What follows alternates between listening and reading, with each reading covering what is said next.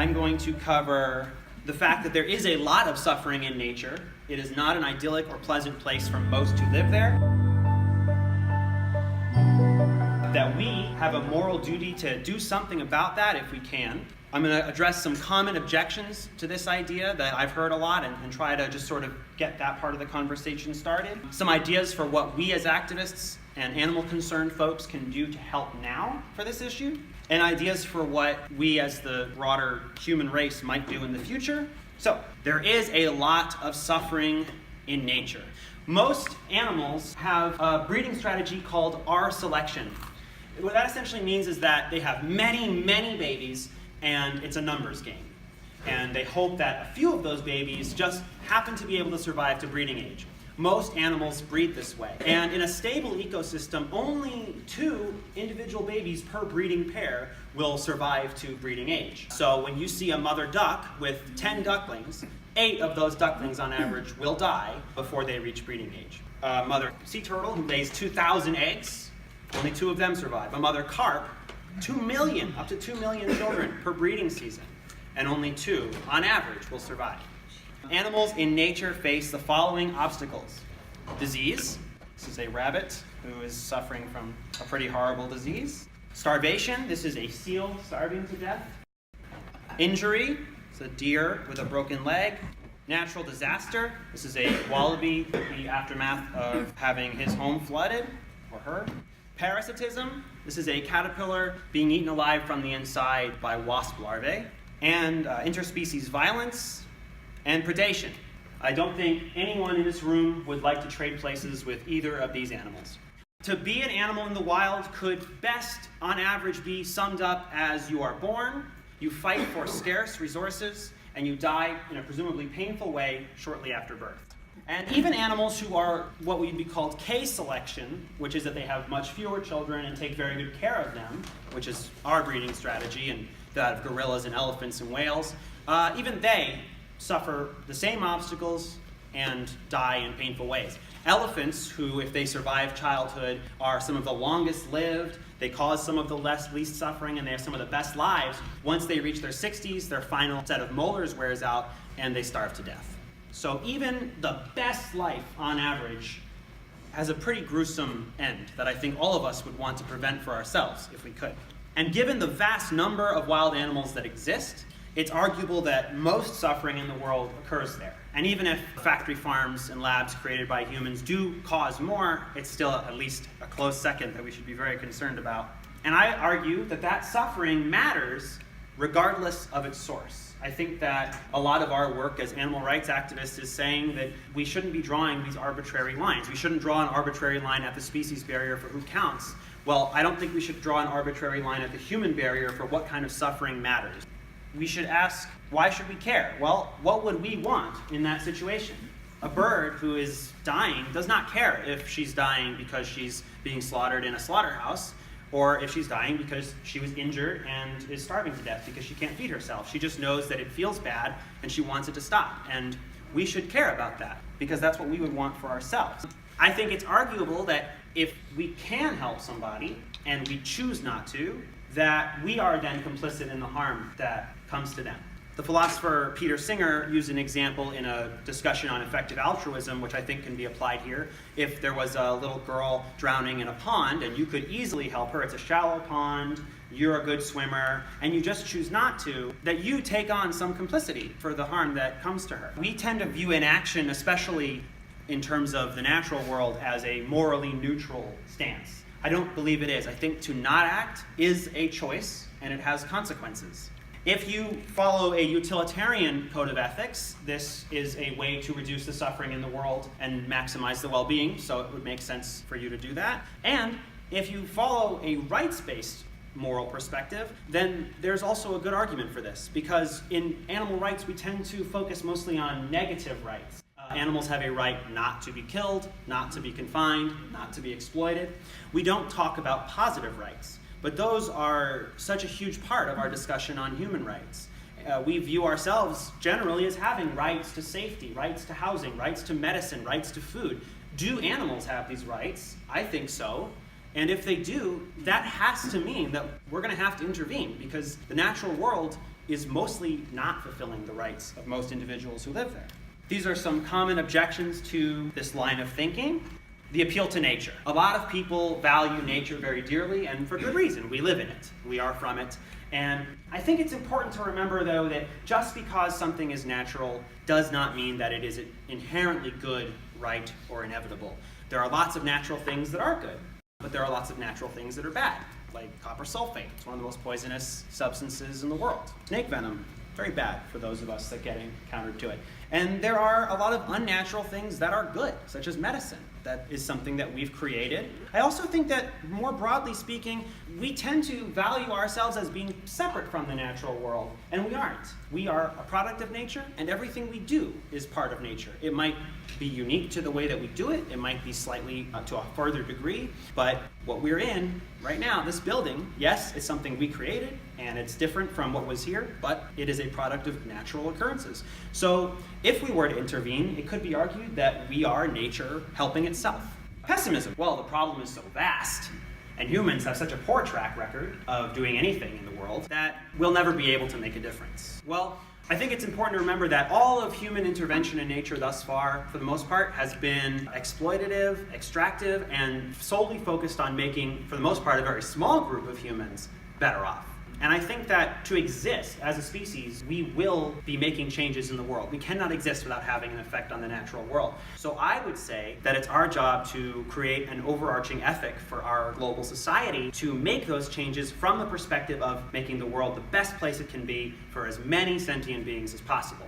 And since we haven't done that, I don't think that our current interventions or behaviors in nature are a good counter-argument for why we shouldn't try. A lot of people say nature isn't that bad. I think I've made a pretty strong case for why, for most beings that are born into it, it's not the best place. But even if it wasn't, even if there was just a little bit of suffering, I think these arguments still hold up. I think we should still care and still do something about it if we could. And speciesism is a common objection that I think a lot of people would have, but I don't feel the need to go over that very extensively with this group because we, I think, all already know that animals do matter and that the fact that they aren't human is not a good reason not to accord them moral consideration. And so that's just more common for people outside of that way of thinking to feel. Here are some ideas for what we could do now. Talk about it. That's what I'm doing right here.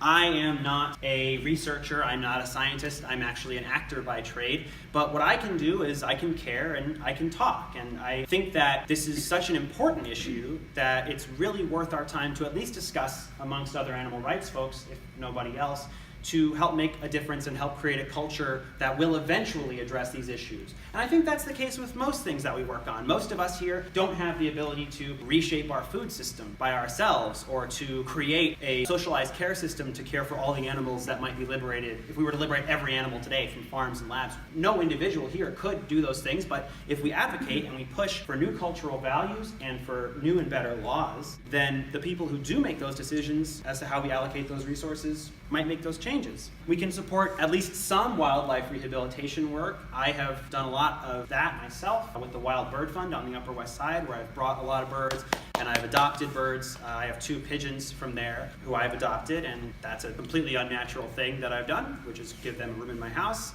and protection and food and medical care, but I think they're pretty grateful that nature didn't just take its course. Obviously, a lot of wildlife rehabilitation has a conservationist value set where they care the most about just getting animals back out in the wild and keeping nature exactly the way it is, so there's kind of a balance there, but I think at the individual level it's still worth doing. Support technologies that could benefit wild animals in the future, such as cultured meat grown from stem cells or birth control developed for other animals. These sort of technologies are in their infancy right now, and they may be applied in different spaces when they first come to light, but they could make a big difference for wild animals in the future. I think we'll want to at least strongly consider and try to avoid what might be contradictory messaging to these values in animal rights campaigns, discussions, and actions. A lot of times, animal rights folks like to say, leave animals alone. You know, there may be a better way to express what we mean by that that wouldn't also foster a belief going forward with people that we ought to take a hands-off approach. I think that we may want to consider very carefully if anyone ever wants to plan a rescue that involves just releasing animals into the wild as opposed to providing lifelong care, because the wild may not necessarily be a great place for those animals, and if we could spend the same resources getting a different amount of animals to a sanctuary or to private adoption, that might be a better thing to do. We can actually challenge the normalization of predation today in human activities, such as protesting live feeding in zoos and the pet trade. That's a pretty brutal thing that's going on, especially with reptiles, amphibians, insects, and fish. That is really horrific, and we could try to speak out against that. I think that we need to push for a new field of study that focuses on what David Pierce has called compassionate biology. See, we have a field called conservation biology, and it's not just a neutral collection of data. It has a value system that nature should be exactly as it is now, or exactly as it was 100 years ago or 1,000 years ago. That's a value, and that's how that data is being applied. So instead, we could try to gain information as to exactly how much suffering there is in nature, what we could do about it, and have the sort of compassion-based value system. What might we do? Oh, here's some people helping today. These are some folks from a video that went viral who helped save a pod of dolphins that beached themselves, and they brought them back in the water. I feel like we could all probably agree that's a good thing to do, and if we do, then we agree that we should intervene in nature to the extent that we can to help them. And we're not the only ones who are doing that, because humpback whales have been found by scientists saving other animals from orcas and sharks, which is really amazing. This is a humpback whale guarding a seal from a pod of orcas that was trying to eat them. And they've even been found rescuing sunfish, which is really cool that it's a non-mammal, you know? It's really neat. I just think it's cool, and we wouldn't be alone in what we're doing. What can we do in the future? Well, obviously, we don't have the information that we need to make a firm decision, right? So again, we have to push for new fields of studies to gather that information and feel how we can apply it. So I'm not fully endorsing anything here, but some possibilities could be feeding programs for hungry animals, including applying cultured meat technology for feeding predators, socialized medicine for wild animals. You know, when animals are found that are harmed, they can be treated for their injuries or their disease. We could even create vaccination programs. Surveillance systems to track the health and well-being of individuals in the wild and their populations and keep an eye on them and make sure they're okay. And birth control to regulate populations instead of having disease, hunger, and predation do it. Additional reading, there's a lot on this subject, but here's a few. There's a talk on YouTube called Reducing Wild Animal Suffering, which I borrowed heavily from for this presentation. David Pierce at abolitionist.com writes on this a lot. Brian Tomasic at reducingsuffering.org writes on this a lot. Sentience Politics is an anti-speciesist political think tank that deals with this issue. I am not a person who likes to show other people graphic videos. I personally find them really disturbing, but some people find them really motivating. I know that was a part of a lot of how a lot of us became vegan. And so there are videos, compilations of wild animal suffering on YouTube you can look up if you find that educational and motivating. I just can't. And Wikipedia entry on wild animal suffering has a lot. Abraham actually works with an organization that I wanted him to mention. Yeah, I work at an organization called Wild Animal Initiative that works directly on wild animal suffering. I think we're one of basically 2 organizations right now that deals with these issues directly. And we're actually hiring several roles, so if you or anyone you know has a background in biology, ecology, or natural resource conservation, I encourage you to check us out. Yeah, absolutely. And that is what I have to say on this issue. Thank you. I'd love to open it up for questions and discussion. Do you want to avoid the issue of genetic engineering, the biosphere, and is it too radical to bring up? What's your take on ultimate responsibility to do these, what feels to many to be very radical intervention? I fully support using genetic engineering to make life better for sentient beings on Earth. I just think that I don't necessarily lead with that. Right. Because it's obviously, like you said, a radical intervention. And of course, this is very basic, very first level of this technology, but there are people that are alive today because of genetic engineering. And I think that, again, you know, with great power comes great responsibility. This technology, genetics and advanced computation and the ability to reshape the world is coming. And I don't think it's a question of whether we use it. I think it's a question of how we use it. And I think that we as activists who are compassionate and care about all sentient beings need to help create a culture and a legal system that will use it for the benefit of all sentient beings. Because obviously there are a lot of ways it could be misused. If the silver lining to all of this industrialization and everything is that animals are wiped out for a while, would that be a good thing? I don't know, man. Maybe, but it's hard to say that because I really like animals. Right. I don't know. I think that, like, I guess I'm of the opinion personally that people are more likely to get on board with intervening and trying to create something better than to just let everything be destroyed. So that's why I think of it as a better strategy to pursue. But I might be wrong. Yes. I think there's some facts about the biomass of all the planetary animals was something like there was 98% of all biomass was wild animals 2,000 years ago, and humans were, I don't know, 1 or 2% or something, if that much. And now it's that humans' biomass is something like 40 to 60%, and wild animals way down to 4%, something like that. That includes humans, domesticated animals. So I'm wondering if it's become so hard because resources are so scarce and humans have taken over most of the habitable land on this planet through animal agriculture, destroying rainforests, etc. Would our limited time, energy, money, resources go best to eliminating animal agriculture, since it is the #1 cause of the destruction of our planet, resources, etc., plus human health, plus animals' lives? Yeah, I certainly don't think this is the first thing we should be addressing. I definitely think that eliminating animal agriculture as well as human poverty and slavery are probably the #1 things we should be looking at, but I think that we should at least be approaching those issues with a sort of general understanding that this is another issue to think about and to not work in contradiction to while addressing these issues. And there may be small ways that we can, this may happen in phases. I would certainly say that animal agriculture is the biggest emergency in that regard, yeah. But we should care about this too, because if we replaced every factory farm with just as much suffering caused by mass unchecked population growth of wild animals, then that wouldn't be good either. Yes? Oh, I have a couple of questions. Sure. One is, you said we should feed hungry animals, so what about squirrels and pigeons? You're in favor of that also? Yeah, I mean, at the individual level, I don't think there's any harm as long as you're feeding them food that is good for them. There's on March 1st, there's a hearing. The Parks Department is holding a hearing, and it's online, because they want to pass a rule that states that nobody is allowed to feed any of the animals in the parks at all. And a lot of pigeon people are getting together to combat that. So anybody who would like to speak at that hearing probably should. Absolutely. Yeah. That's one thing. And the other thing is, that a lot of wild animals are being murdered by Wildlife Services, the USDA. And every year they come into New York City, they go into the parks, they go into the Jamaica Bay Refuge and so on, and they massacre huge numbers of Canada geese and swans and so on. What do you think should be done about that? Well, I think they should stop. Oh, well, I don't know, but how would you go about that?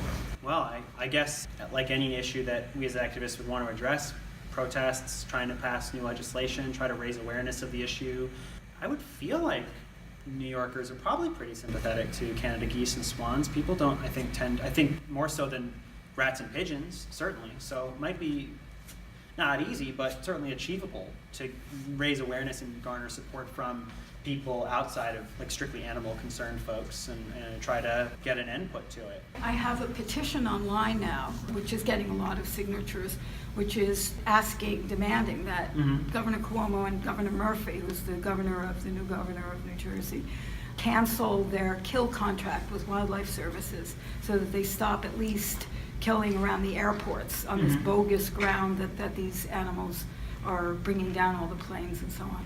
Yeah. So you might want to look that up. It's on the event page, so if people can sign that would be great. It's on the event page for this event. Okay, great. I was just going to ask if either of you could talk about, I think one of the things you talked about, Chris, before that I thought was interesting around this is like elephant dentistry programs. And, because sometimes I feel like this topic is really hard to wrap your head around, like the idea of, these millions of wild animals, what could we possibly do? And I thought that was a great example to sort of illustrate the ways in which it may be feasible. Yeah.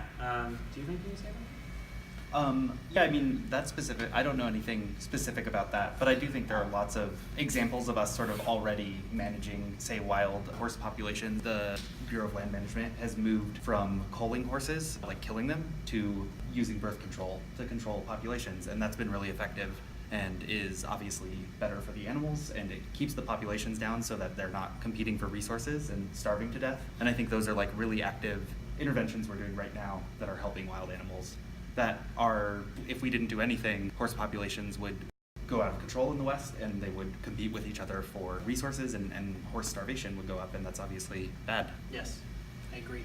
Large vertebrates are probably one of the places. I was actually talking with Abraham before. One of the groups that we could most easily help. I think where it's going to get really complicated would be fish and small mammals and birds and insects and invertebrates. That would be obviously a lot to take on. The unfortunate reality is that I think within a few decades' time, large vertebrates are pretty much only going to exist in our nature parks and protected areas, which is very sad. But there's no reason to let those animals suffer unduly, the ones that are there, and we could perhaps somewhat more easily allocate resources to give them much better lives. And there already are people doing that, so that's a good thing. Yeah. The fact that they feel the need to reduce the population of the animals on the planet, the wild animals, I mean, and yet at the same time humans are allowed to expand. I'm trying to think of that word for it. Exponentially. Like as much as they want, and nobody tries to say that, you know, we should reduce the size of the human population on the planet, which is causing a lot of problems. It's like, it's not the animals, like they're over, for instance, about the deer. They say about the deer that they overeat and there's too many of them, and with the bears too. My argument is there's too many humans. The humans just, like, there was one time in the 60s and 70s that they were trying to get parents to have only 1 or 2 kids. And now I don't see that anymore. I see parents with like 5, 6 kids, and it's just out of control. It's like if the humans had stopped overpopulating out of control, we wouldn't even have this argument that we have to cull the wild animal numbers. There's a few things to address there. I think that even if there were far fewer humans and wild animals had much more land, there is still always going to be, you're going to reach population levels where they're competing for resources. That's been the case since before humans came around. I mean, as long as there have been beings with brains, which is at least 1 billion years, there have been beings suffering because they had to compete with each other for resources. I mean, Darwinian evolution necessitates such a large that. scale, though. I think it could arguably be on a much larger scale, you know, if there are, because those animals will replace the humans that aren't there. But I also, some of it's land management. The reason that we have more deer than we think we should have, it's not just about how many humans there are, it's about how humans construct their land. We clear cut everything and make fields and fields and fields of grass, which is very preferential for deer versus making them forage and have to work for their food harder. But it's also the case, and I don't have exact numbers for you, so I don't want to get too in the weeds with that, but developed countries have hit plateau or negative population growth pretty reliably. The places in the world where populations are still rising are kind of at different levels of reaching where we are in the West in terms of development. Humans will regulate their populations if they're given birth control and sex education. Animals will not. So, well, they'll have to be given birth control. To me, it's less about the number of humans and more about how we use resources, which I think we could all agree is extremely inefficiently right now. Like we could probably have 5 times the number of humans and all the animals being fine if we allocated resources more correctly and as efficiently as possible. It's not clear to me that overpopulation is as much of an issue with humans if we look at the large overarching pattern of how countries have done it, and we're just at different places, but I don't have specific numbers on that, so I don't want to address it too much. Yeah. So with you on that, it's interesting to me how we tend to say humans will control their own population, but we don't think of that in terms of animals controlling their own population, in terms of like, I think you said something earlier about we're kind of out of touch with nature, you know, and I think one of the reasons we're out of touch with nature is that we don't trust nature to balance itself.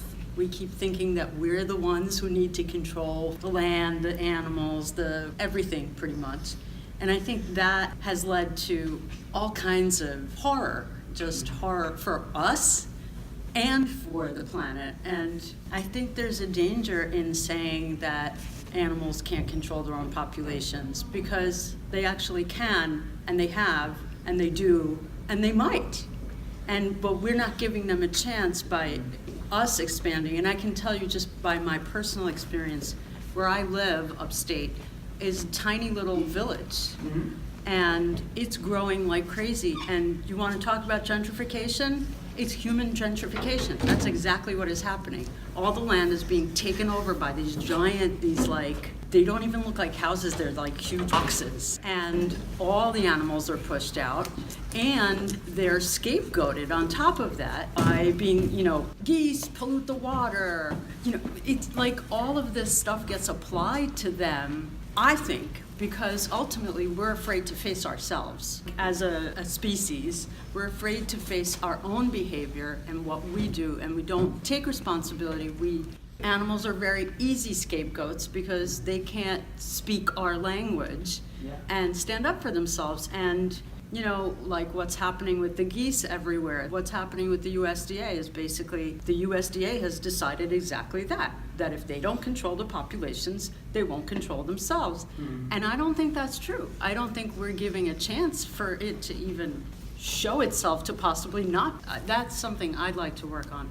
So if there's anybody here who would like to join me, I would be thrilled to talk about it because it's getting crazy. The USDA and the Fish and Wildlife Service is not a service of any kind to anybody, not even to themselves. The coyotes are the natural predators of the geese, and they normally would keep the population of the geese down, but they're murdering the coyotes also in the name of population control. I don't think it's for us humans to decide, and that's what I'd like to work on. I'd like to work on us humans finding some humility in this and figuring out how we can go forward. Sure. Would call it some kind of arrogance, like human arrogance here, and this sense of not trusting the wisdom of these creatures. And I'm really interested in permaculture and thinking about ways to have a wildlife-centered permaculture. And I feel similarly to Melanie that it feels rather like thinking about how we interact with wildlife can often be very human-centric and how it affects our resources as she was describing with like the fish and wildlife and game control. It's really often about them encroaching on what we consider development that's natural to us.